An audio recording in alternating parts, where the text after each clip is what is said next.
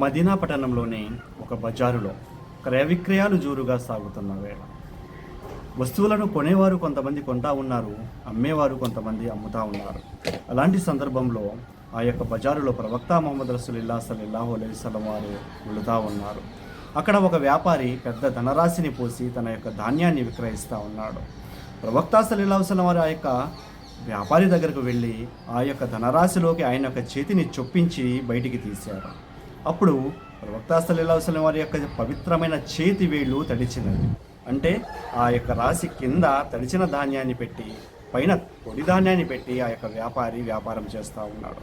ప్రవక్త సల్లల్లాహు అలైహి వసల్లం వారు ఆ యొక్క వ్యాపారిని అడిగారు, ఏమిటయ్యా, కింద తడిచిన ధాన్యాన్ని పెట్టావు, పైన పొడి ధాన్యాన్ని పెట్టి వ్యాపారం చేస్తున్నావు, ఎందుకని ఇలాగా అని. ఓ ప్రవక్త, పడిన వర్షానికి ధాన్యం తడిచిపోయాయి, తడిచిన ధాన్యం చూస్తే ఎవరు కొనరు, అందుకనే పైన పొడి ధాన్యాన్ని పెట్టి వ్యాపారం చేస్తున్నాను అని అన్నాడు. అప్పుడు ప్రవక్త సల్లల్లాహు అలైహి వసల్లం వారు ఏమన్నారో తెలుసా?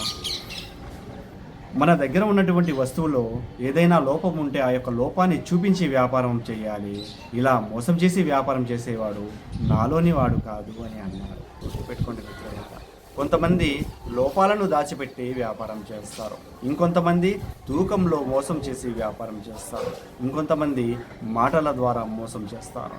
కానీ ఇలాంటి పనుల ద్వారా మనం ప్రాపంచిక జీవితంలో కొంతవరకు లాభాన్ని పొందవచ్చునేమో, కానీ పరలోకంలో మాత్రం దానికి తప్పకుండా శిక్ష ఉంటుంది.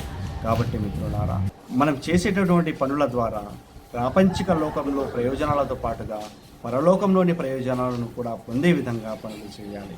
జజాకల్లాహు ఖైర్.